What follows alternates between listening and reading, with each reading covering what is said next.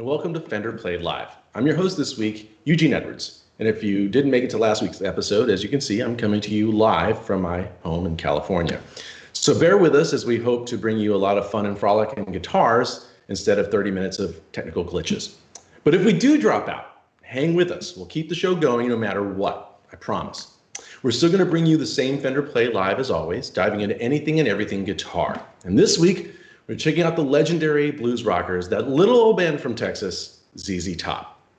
To help me out, I have a friend of the show, Dinesh Lekhraj. Welcome, Dinesh. Hey, Eugene. How's it going, man? So stoked to be here. Well, we're very, very happy to have you here. Now, Dinesh is a guitarist and producer who you might recognize from our Stevie Ray Vaughan episode, and that was a big one. So welcome back, sir. Thank you. As always, man. Glad to be here. Super stoked today. ZZ Top, one of my faves, man. So looking forward to it. Well, yeah. So tell me about. I mean, normally we ask how long our guests play guitar. So, but you're a friend of the shows. We've already asked you that. So tell us about your relationship with ZZ Top. When did they first appear on your radar? Absolutely. Well, you know, it's funny because growing up watching MTV, I'd always see the videos for these guys with long beards and sunglasses and spinning guitars back and forth, you know. So it started going, what's up with these guys? And then I would have to say the album for me that broke down was, you know, my cousin had given me Tres Hombres. Oh. And dude, when I put that on, it was like, okay, game over. I mean, of course, Grange was playing on the radio, you know, on regular circulation. But man, just that album really, you know, took me on a journey. So I would have to say, mixed in from the MTV years, and then getting to hear that Tres Hombres record, you know, was just killer, man. It just blew my world, you know. Same for me. I think as much as they were these guys on MTV all of a sudden, and then my pop got me hip to the fact that, well, no, there's a whole decade of work that these guys have behind them, and it's pretty good, you know. And can I ask about, real briefly, the Strat you have right there? Yeah, absolutely. The Strat that I've got right, it's a Fender custom shop. This is actually the Rory Gallagher signature model. So, man, I got this back in 2008. And it's just been with me ever since, man. I didn't really know what it was at first. I just thought it was just old beat up guitar. And then, you know, I found out that it was a Rory signature. And, man, it's just been super cool and just a great neck and just fun to play. And, you know, it looks like it's 1,000 years old. You know, that's why so it's based on like an early 60s Strat, I assume, I think. I believe so. Yeah, I believe so. And can we hear pretty much how? Yeah, absolutely. Let's do it. I mean, just go for it. Just demo that. Here's the neck.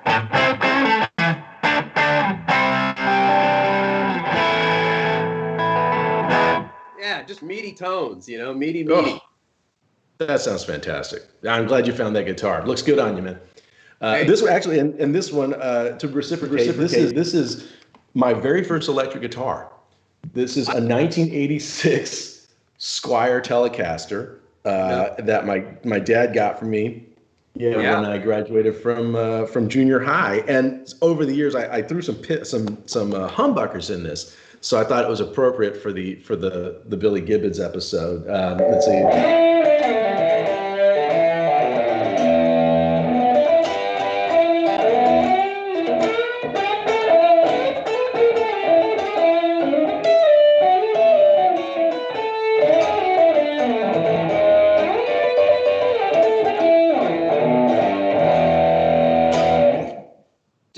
That sounds great. It's like buttery, but it's warm and it's got that snap from the telly. So that's a great combo.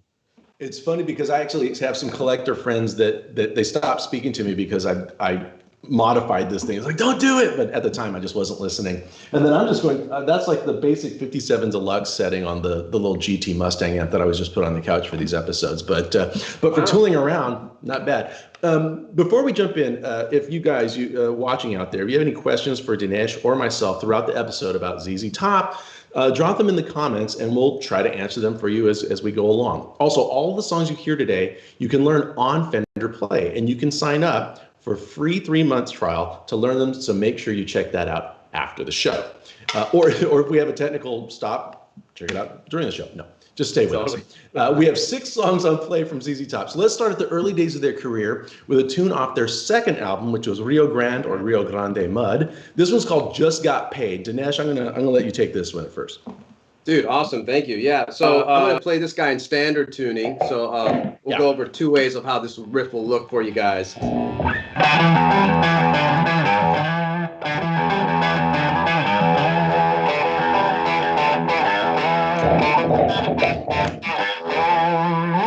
in the open position as it is on play, right?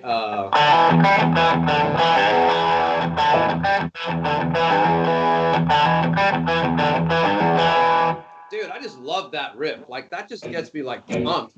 Like, yeah, you could just hang on that. It's time to start a bar brawl. You know, that thing. Cue the fight music. Yeah, it's cool. Yeah, it's always great and right when you find that first position riff that just kind of indicates something. Also, it's a bit funky. Like it almost feels like it's some sort of weird cousin to Superstition by Stevie Wonder. And then, of course, when that rhythm section kicks in, it's kind of got that Freddie King going down push, that pulse, that rhythm drive that ZZ Top tends to always have in a lot of their stuff. You know, let's see here. I'm gonna pardon me while I'll scroll my notes here real quickly. Pardon me, everybody.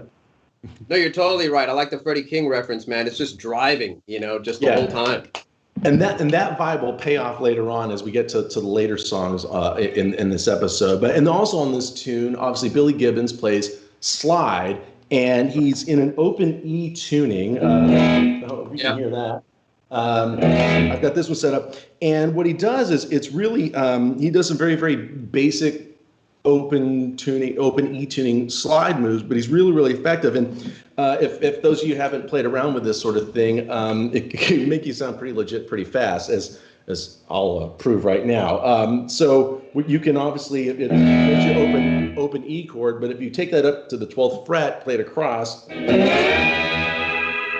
it a little shake. So what he does is he really goes between 12th fret and 10th fret back and forth, going from one string to the next.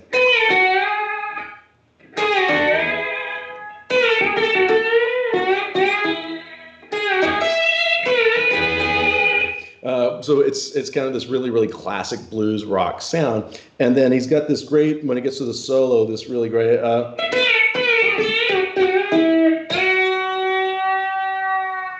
That real long drag is really cool. And then when that interlude goes from D to A major, you just go from your 10th fret to your 5th fret.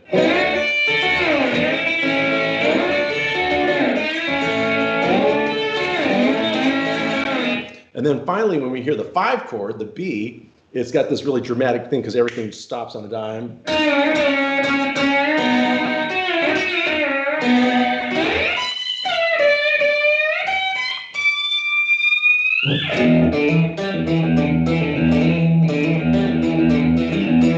So I mean, you can still play that thing in the summer here at the bottom of the neck, even if you're in the open tuning, which I think Billy kind of has to do. So, yeah, so that's and then let's not forget the really great bass lick that happens with the guitar in the very, very beginning. Dusty Hill does this kind of harmony move, which is pretty slick. And it's also, that reminds me that the bass lesson for this song is also available on Fender Play. So for you bass players out there, you're pretty much covered there. Now, most people are probably familiar with ZZ Top, but let's back up and give everybody a quick rundown on the band so that we're all up to speed. Let's see, these guys formed in 1969 in Houston, Texas. Their first album was released in early 1971. So this means this band's been together for over 50 years, no lineup change. So it's they're an institution at this point. You've got Billy Gibbons on guitar, Dusty Hill on bass, and Frank Beard on drums. And they quickly established their sound. You listen to that first record, the fundamental bones of the band are like, it's all right there, right? We got boogie, Southern blues, heavy guitars, driving rhythms. And then later in the 80s, when you and I caught on to them, they moved towards that dance rock thing, but we'll get to that later. But right now we're going to play another tune. Remember, you can learn all these right now on Fender Play. Even if you're not a member, you can sign up for 3 months free right now. And let's keep it going. So we're going to keep it chronological and go to that third album, Tres Hombres, featuring maybe their most famous song, which is Grange. So Dinesh, how about you show us some of that and maybe hit the solo if you can? Absolutely, yeah. I will definitely try to attempt that Gibbons solo as best as I can, man. That's not messing around. But yeah, this was the jam. Let's check it out. So we'll start it off just with the beginning there.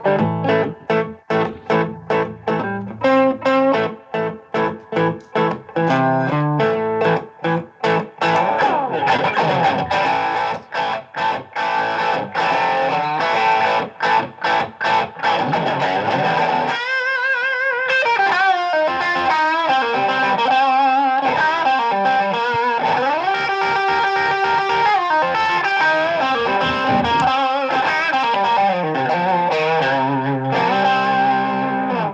man, I could play that one all day, dude, if we had to. That's just a great riff. Great riff. Great tone, man. All those hammer-ons, those double stops, that's a major thing that we get from ZZ Top. And then can you play that turnaround, that when everything, because by the way, it's really cool. The whole thing's in A, right? It's based on John Lee Hooker's Boogie Chillin', which is just kind of one chord and it goes right through.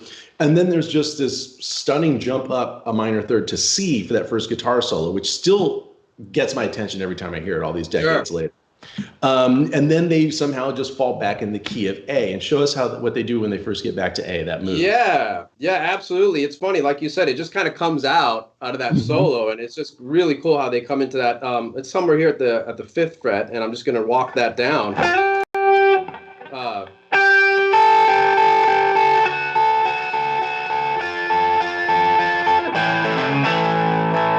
It's kind of cool. It does the same thing again.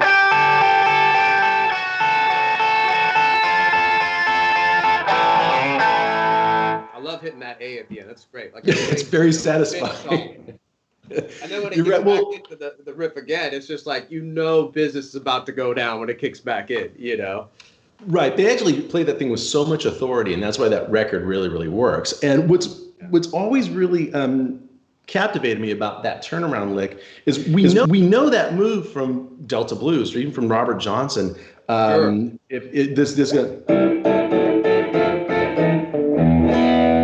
Usually there's a way to set up the 5 before we resolve ourselves back to the 1. But they use it, and they never involve the 5 chord at all. In a weird way, this song's almost modal in that way.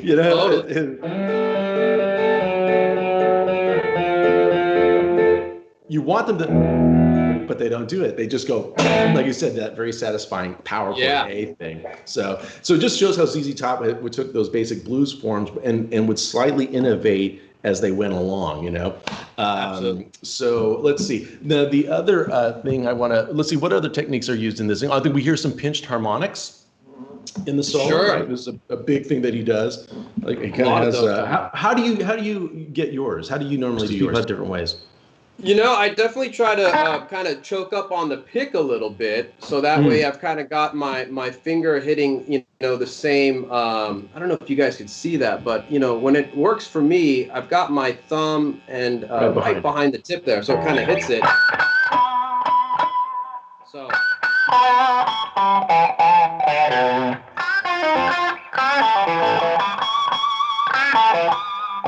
So that way, as soon as I'm done with my hit, with the pick, it hits the edge of my thumb there. So that's how I'm kind of trying to do it. So, of course, a little bit of gain helps too, right? It's a little bit easier with that.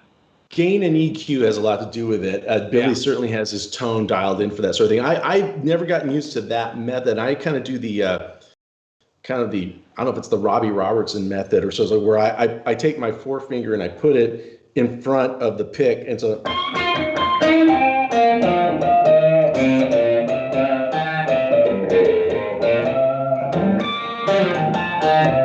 But the way you're doing is how Billy typically does it. And so we can't talk about ZZ Top without talking about Billy, the guy who's playing all these classic riffs. Totally. In 1968, he had the Moving Sidewalks, which was like a psychedelic blues band, and that's where Hendrix saw him. And Hendrix mentioned him on the Tonight Show as his favorite guitar player. So the guy had some huge.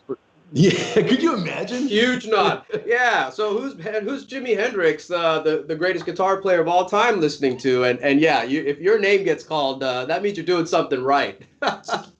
You haven't even had your 20th birthday, and Hendrix is talking about you on Tonight Show. Yeah. Now, okay, so is this that blues style? I mean, he'll talk a lot about Howlin' Wolf and Hubert Sumlin and Buddy Guy and Hendrix and some of the British guys. He'll talk about Clapton and Peter Green as well. And we talked about that pinched harmonic sound. Now, for a long time, he doesn't use them anymore, from what I understand, but he used to use a peso as a pick. And have you ever tried using a coin as a guitar pick? I have. It's a little heavy. I gotta say, it kind of it's a little different than what I thought it was going to be. I mean, I've had metal picks too, and the metal pick thing was kind of weird too. But yeah, man, like I tried a quarter a few times, and it's like that's a little interesting. It's kind of like you're almost scared not to hit the strings too hard, you know? Well, yeah, and well, not only that, but then we'll have to talk about the fact that the guy uses the lightest gauge strings on the planet. He uses sevens, which means and he that definitely doesn't make it sound like sevens. They sound thick as can be. Yeah. Right. Yeah. And so, he's got this very, very heavy coin picking these extremely light strings. And just so you understand, the string that is his G string is an 11. Right. And my high E string on all my guitars is an 11. So just kind of do the math on how light his strings are compared to like just kind of a standard thing here. But I guess B.B. King picked up his guitar in the early 70s and said, "Man, you're working way too hard." Right. So he went to it, and it's less work on the hands, and certainly you got to compensate a bit somewhere in your amp settings, I assume. But no one's ever complained about his tones, That's true. That's true. I mean, yeah, again, man, it does not sound like sevens to me, so I wouldn't have caught that, I think it's interesting too. So I guess it's got to be something to do with the light touch with those thinner strings. And like you said, not working so hard, Yeah. No, we have a question from the audience, actually. Daniel on YouTube is asking, is the Billy Gibbons tone similar throughout their catalog? That's a good question. It definitely has its own signature sound, I would say. I agree. Yeah, I think it's pretty close. As a matter of fact, I'd heard some stories. I think there was like a rig rundown somewhere on YouTube where at one point, his rig was set up to where there was a rack EQ to where they can kind of have each guitar similar in sound, if I'm not mistaken. Yeah, he could go from a single coil guitar to a humbucker guitar, and everything will adjust so that you really wouldn't be able to tell in a major way. Right. Speaking of Lagrange, one of the few times I got a chance to speak with Billy, I thought I talked some inside ball with the guy, and I say, "Hey man, how'd you get those humbuckers to sound like that on the solo to Lagrange?" And he very, very sweetly said, "I used a Strat." So wow. So yes, his tone, I think, there's obviously a lot of gain, and I think that he also, by now you look at his rig, not a lot of treble, if any. The treble is dialed way back. There's a lot of mids, and then you can use stomp boxes. You can obviously just drive a small amp or a large amp if you have the space. And actually, if you go to the Fender Play site on any of these 6 songs, if you click on the info button, you'll see that there's it'll link you to a GT Mustang amp setting, and you can kind of, even if you don't have a GT Mustang amp, you can look at how the amps are set and what's suggested there. And so it's a good little shortcut to get there. Now so Billy's often known for playing with humbuckers, but he's also been seen playing with single coil pickups, and you might be wondering, well, what's the difference? So for more, let's check out this week's Insider that breaks down the difference between these two very popular pickups.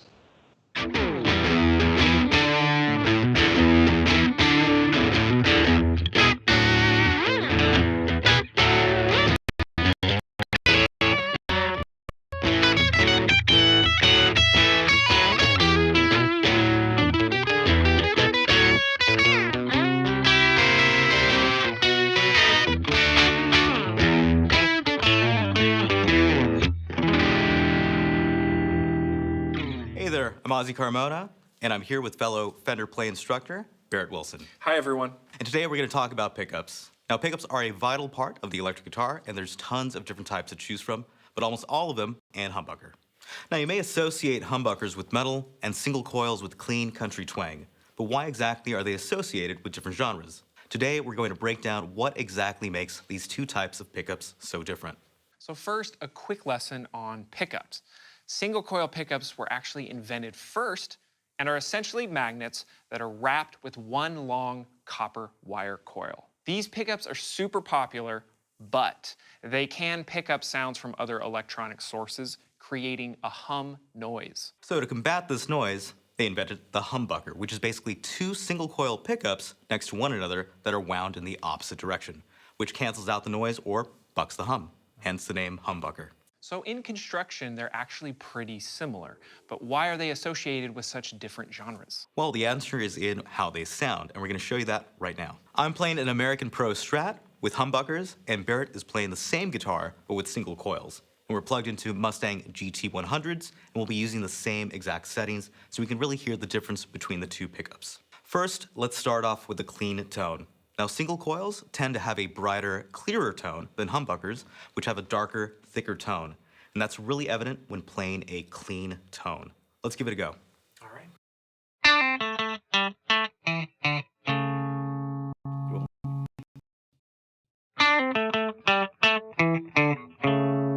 So you can see why maybe a jazz player would tend to prefer a humbucker. Yeah, the clean tone with a humbucker is more round as opposed to the bite that you get with a single coil. So let's go ahead and crank up the distortion and listen to the difference. All right, let's do it.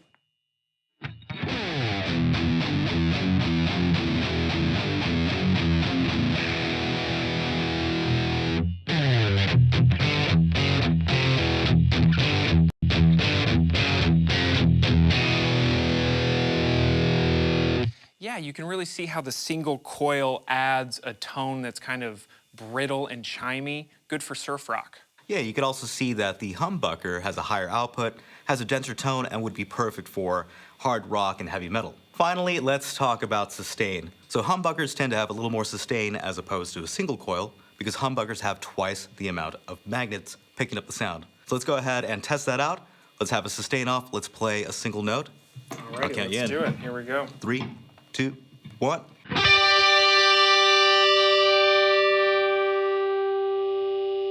I'm out. Looks like I win. So those are just some very basic differences between single coils and humbuckers. But it's important to mention there's a ton of variation between pickups. Plus, both types of pickups are used in all types of music. In country, you'll get players that are heavily using humbuckers, and also in metal, you'll get players that are using single coils.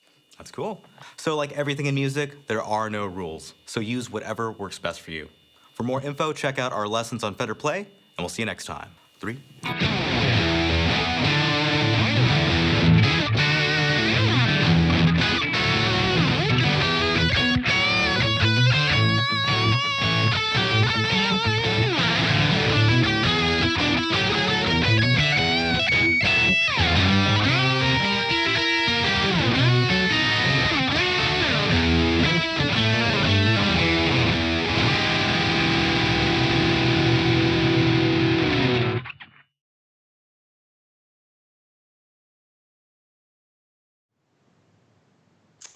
Well, that was Welcome great. back. Let's yeah, that's pretty cool. Let's keep the songs coming with another tune. After Tres Hombres, the band put out Fandango, which featured 2 songs that you could learn on play. One of which is the hit song Tush. Dinesh, take it away. Awesome, man. We'll do. Let's do it. That's a great one. That's a nice little riff in G here. Yeah.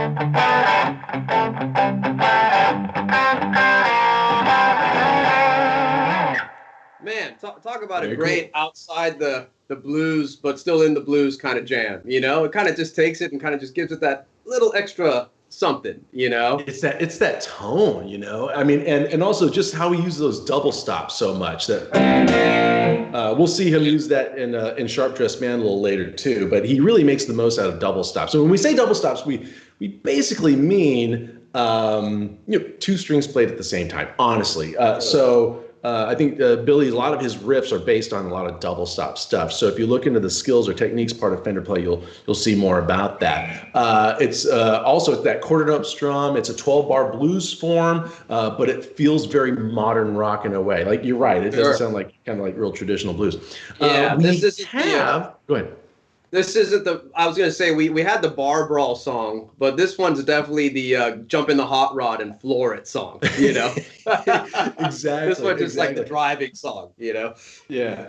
And then on this one, Billy plays slide again, and this time though he's not in an open E tuning. He's just in a standard tune guitar, but he bases his playing around the basic form of, when you play an A chord, you pretty much have those D, G, and B strings you're playing across that one fret all in one spot. So he pretty much bases his slide playing. So we're in G, and he starts his 12th fret.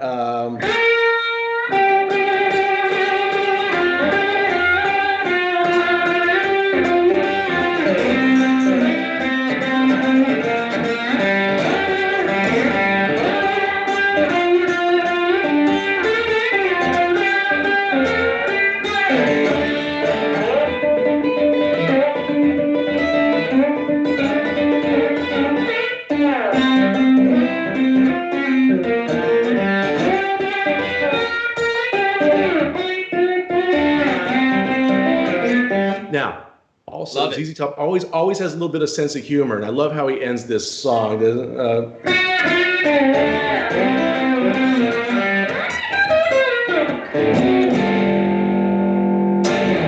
I screwed it up a little bit, but that little squeaky little thing he does, just great. Great sense of humor. Wit goes a long way when you're playing blues, I think. That's kind of another reason why they last so long. We've got another question. This is from Facebook. For that pinched harmonic, does it matter what pickup position we're in? That does actually matter. Yeah, you know what? I think you can agree with me on this one, Eugene. I feel like they kind of stick out more on the bridge pickup, right? Absolutely. Yeah, absolutely. Because you're going to have, the reason is obviously when you're in your bridge pickup, and we say obviously it's the one in the back there, we're going to have more treble range is going to be picked up by that pickup. And that part of the EQ spectrum is really where that's where that sweet spot is going to sit. So you're going to let that pickup do the work for you. Tends to grab a little bit easier in that range of sound. Yep. Yeah, that's a great question, Chris. Good question, Chris. I'm glad you asked that. Now that song is sung by Dusty Hill, who's their bass player, and I think he's in my top 5 rock singers of all time. I got Benjamin Orr, also a bass player from the Cars. I've got Dusty Hill. I got more, but Dusty Hill started 6 years old, started playing bass when he was 10. This guy has been, and if you watch footage of those guys live, he's working really, really hard. He's keeping up with all those guitar riffs. Also, I think he might be the best dancer in the band, frankly. I mean, they had moves. They have the moves, man. They did. They really did. They moved around a lot. But that rhythmic bass playing, we talked about like in Just Got Paid, where he's kind of pedaling, if you will, that. Yeah, just keeping it going. He just keeps that drive going. Now, this ends up paying off a little later when they push out of that 70s period. But also, we'll teach you all these songs on bass as well on Fender Play. Just want to remind you for all you aspiring bassists out there. But that 70s era was defined by that heavy pentatonic blues riffing thing. But in the 80s, the band shifted in south for a bit and adopted more of a dance rock feel. So let's dive into that a little bit with another tune, their Legs. Well, I guess this is my turn, actually. I played this at the top. Here's some more of that song. This is I love this little guitar part. It reminds me like a horn chart right here. Sure.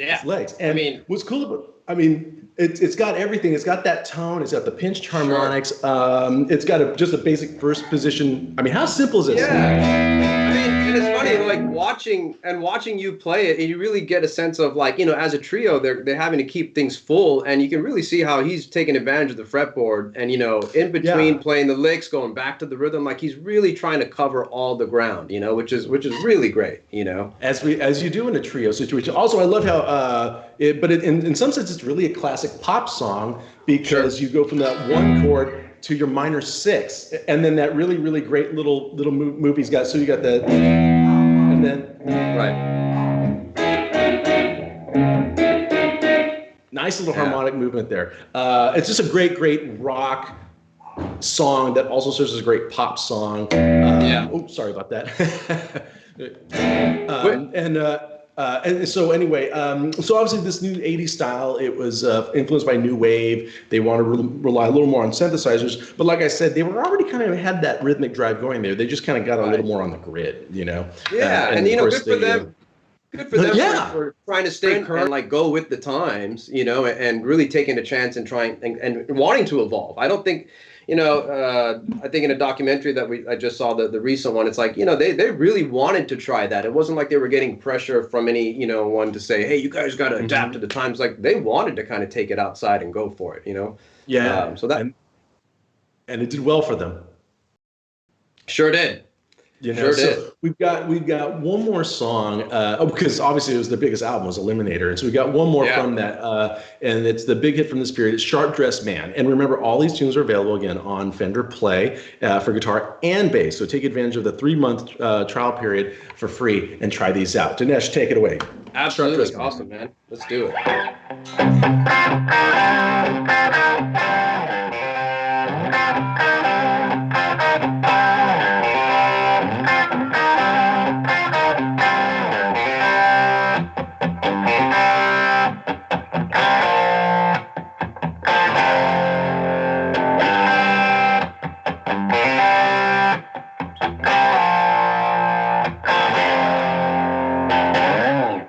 Another one. I was telling you earlier, I was really getting stuck on this little. I know. Yeah, it's because it's obviously he's here to move it down there, but it's like that trio style of playing where you got to kind of cover everything, Because I thought it was, before diving into it, I thought he just stayed on and just kind of did. But now that when I went back to dive deep, I'm like, oh man, that is such a great move. And it's that open. It's the B on the first fret, and then the open G, and then you've got that G, holding down the root. I'm sorry, the C on the C. H. Yeah. So that's a great little addition. And on that outro solo, Billy's got this great melodic thing because we're really over C. We got that little. I was always my favorite part. This little G and E flat. And then he also gets a lot out of major second intervals. You hear? Yes. Which you don't always hear a lot. Things. Yeah, and he really lets that gain and that tone do the work for him, Very, very good stuff. I'm sorry, I'm getting a phone call. Can you hear that? No, not at all. Oh, okay, good. It just exposed the fact that I still have a landline. Maybe it was part of the deal with the cable. No, I got that phone the same day I bought the Eliminator album when it came out, actually. There you go. Does it still have a circular? It's got a circular dial. Yeah. Oh yeah, still rotary. So for you players watching at home, we're going to give you some things you can work on after the show is over to help you hone your skills. And these are just some simple things you can work on, but make sure to check out the playlist and the link in the description for even more lessons on Fender Play. Now, Dinesh, can you help assign these guys some homework, please? Absolutely, not a problem. The best part of homework is guitar homework. Thank God it's not regular That's homework. True. I sucked at that, that's for sure. So this week, guys, for the beginners out there, we want to try and, play one octave of the pentatonic scale. Nothing crazy, just 1 octave of the pentatonic scale, and we're just 5 notes basically, you know. So you know, if you've just got the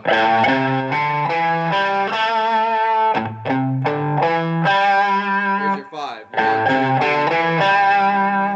And then for intermediates, let's try and play the riff to Lagrange at full speed. You know, and if you've been practicing it slow, that's great, and you can just work up the speed, you know. So just basically, and you know, until you get there, even if it's just the A, you know, you can just hang out on the A. And then for those advanced out there, let's just tackle the solo to Lagrange altogether. Let's just go for it. We can do it. We've got time. We're going to be at home. We've got time to figure it out, you know. It's one of those things too where I kind of, you know, jam on it as I go. You know, I try and pick up the signature licks. So, you know, if you're stuck on a part, just try and keep playing through it, you know, and use that pentatonic. That's a great tip. Can you do me a favor, please, and play a little more of that solo from Lagrange? Absolutely. So what do we start off? We came on that little wherever you like, yeah. Off that C, yeah.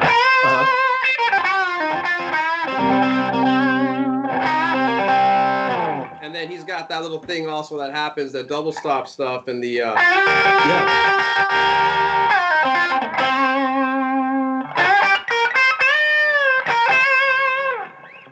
yeah, and then, you know, pinch harmonics all day.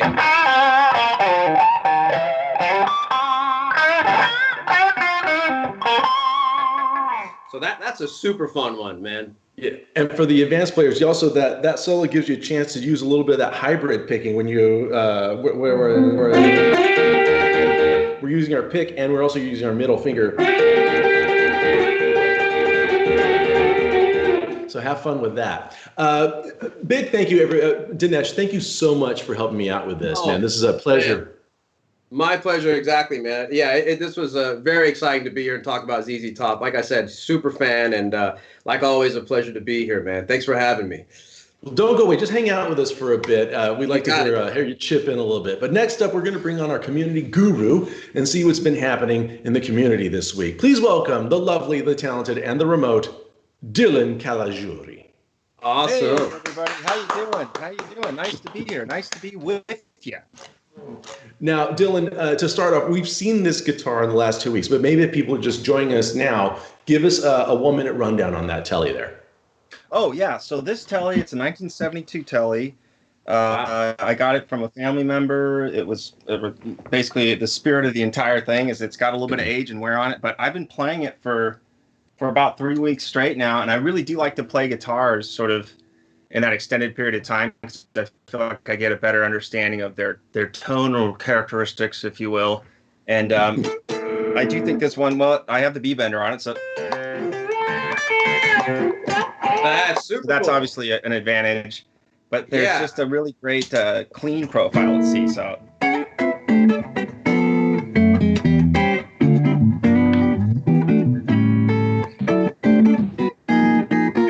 Dylan, you got to show me how that B bender works. You got to show us how that B bender works. A little more.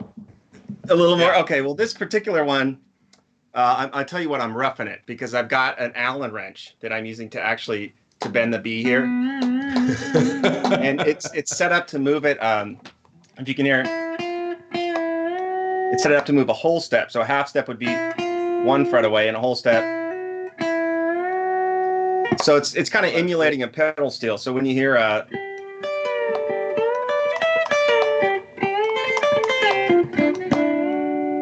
that's the general concept of it. Yeah. So I don't know that I've ever seen an Allen wrench used for that. Is that from IKEA or how did you? It is metric. So yes, in a sense, it is from IKEA, right? No, you know what? I lost the dealio. The dealio. So all right, well, yeah, while I pitch this part, you maybe find the dealio. As many of you know, Fender is giving away 3 months of play for free. So if you're just joining us for the first time, you might not know that there are some special perks to being a Fender Play member. The obvious one is access to the huge library of songs and skill lessons on our site. But if you decide to join up for a full annual subscription, you get 10% off any gear as well. Another perk is that you can qualify for the weekly Fender Play gear giveaway. Dylan, can you tell us about that, please? Yeah, so with the giveaway, you get to choose from a lucky subscriber gets to choose from a piece of gear every week that wins, and you can get basses, guitars, amps. There's a lot of different things to choose from. A lot of times, community members win. Hint, hint. And you come on and you share what you want, and everybody, there's joy that's spread around. Yes. well, that sounds lovely. Dinesh, have you ever won a piece of gear before? Man, I have not, and that's tempting right now because that's making me, want to jump in there with you. Actually, you know what? I take that back. I may have won something, but it wasn't crazy. It was like strings or something years ago. But there you go. Hey, any gear, anytime winning gear is always a great thing. Well, for everybody out there, to qualify, all you have to do is be an active Fender Play subscriber. And without further ado, Dylan, tell us who won this week. All right, so here we go. Big drum roll. Oh, yeah. The winner is Morgana M. Morgana M, welcome. Congratulations. All right. Enjoy. Can't wait to see what you get. Yeah, I can't wait either. For more info on the new giveaway rules, check out the link in the description as well as the post in the community. Now, Dylan, speaking of the community, what's been happening this week? Yeah, so there's like so many new members in the community. I think a lot of people are reaching for the guitar in this time, and that's a great thing to reach for. And just a lot of different kind of feedback about what's been going on. I think one of the greatest things that's been happening is a lot of members that have been there for a long time are talking to new members about how to use the community and sort of actualize what the community can do and the engagement of it in their new guitar playing. So they're learning, oh yeah, your fingers aren't too big. Here's a way you can modify to play A to make it work for your hand. Or don't worry about getting the transition from G to C right away. Just, do the best you can and forget the rest type of deal. But there's a couple people I want to mention in particular. So Coral Dawn Scott, who's a new member of the community, and she's an RN who's on the front lines of this entire thing that we're dealing with. She posted recently about how this Fender Plays has been sort of an oasis for her in the experience. And so not only very thankful for her as an individual, we're thankful to have her in the community, of course, and we wanted to lift her up a little bit right now. So thank you very much, Coral, for posting that. Thank you, Coral. Yeah. And then Jeremy D, another new member, an old-time member.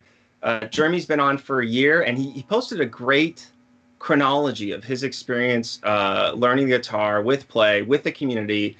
And it's not, overly, it's the real stuff. It's the real story. And he talked about, I've gained a lot of skills and it wasn't always easy. And here's how I did it. And that experience is what's so crucial to that community being such an asset to Fender Play users. That's great. That's very, very cool. Now, another perk of joining Fender Play is that we're always adding new songs and skills to the site. So there's always something for you to learn. And just check the Just Added tab on the songs or skills page. And Dylan, tell us what's new this week. Yeah, so we added a bunch of full songs on the site. And so I'm going to play a little bit of one, and then I'll talk about how if you're interested in the songs that you play on Fender Play, you can often go to our search bar and find the skills that are in the songs or the techniques that are in the songs and stretch those out into your playing. So here's a little bit of one of them.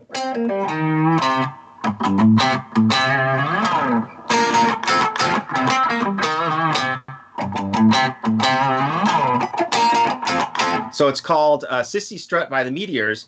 And there's some licks that come up in this. Meters. It's meters. The meters. I'm sorry. What did I say? The Meteors? Well, they're from this planet. Yeah. From this beautiful place called New Orleans. Yeah. Just the second take. No, they're from this planet, and there's a lot of chromatic and diatonic stuff that's being played in here. So you can hear extension of the pentatonic scale.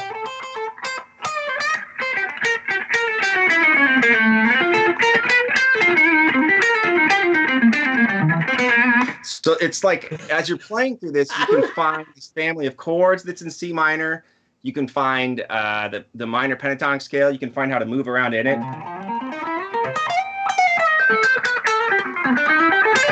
So as you're going through this, look at all the positions of C minor, pentatonic. Look for the family of chords that are in C minor. Look for triads. Look for all these things that are extensions of what you learn in that song, and you can breed it out into your playing. Hey, Dinesh, I know we're doing this whole thing with this technology in here, but it did seem like Dylan's feed sped up this moment he started playing guitar.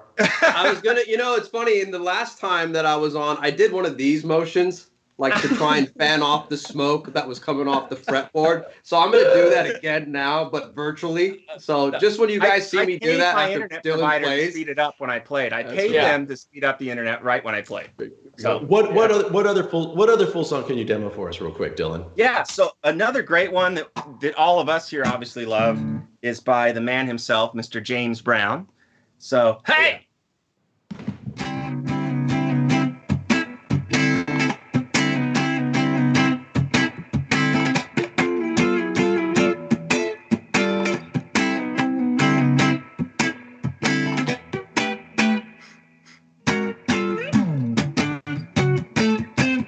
So if you don't know that, it's I Feel Good. I Got You by James Brown. Octaves, ninth chords, funky playing. yeah. Dude, that's cool. It's that one chord that you're just moving around. That's really cool. Once you get that shape down, it's just a matter of just moving it. That's great.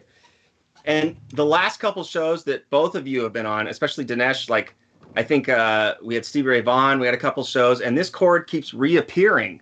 Yeah. I don't know if everybody knows that's the ninth chord. So it's in country, it's in jazz, it's in blues, it's in rock, and the funny thing is all those culminate into what we're all listening to now anyway. So it's all connected. It's all connected. At the very end of Tush by ZZ Top. There you go. Exactly. Huge. Okay, let's wrap it up, guys. Let's everybody a huge thank you. Everybody, just Dylan. A huge thank you to Dinesh Lekhraj for stopping by. Awesome. Thank you so much, man. This was super fun. Super great. It was. Thanks to you, and also thank you, Dylan, very very much as always. Thanks, Eugene. Thanks a Yeah, lot. Dylan. Got it. Now, join us next week for another episode of Fender Played Live. Now, everybody, keep well, keep safe, and keep practicing. We'll see you next time. Guys, join me on this big G chord. Ready? Woo!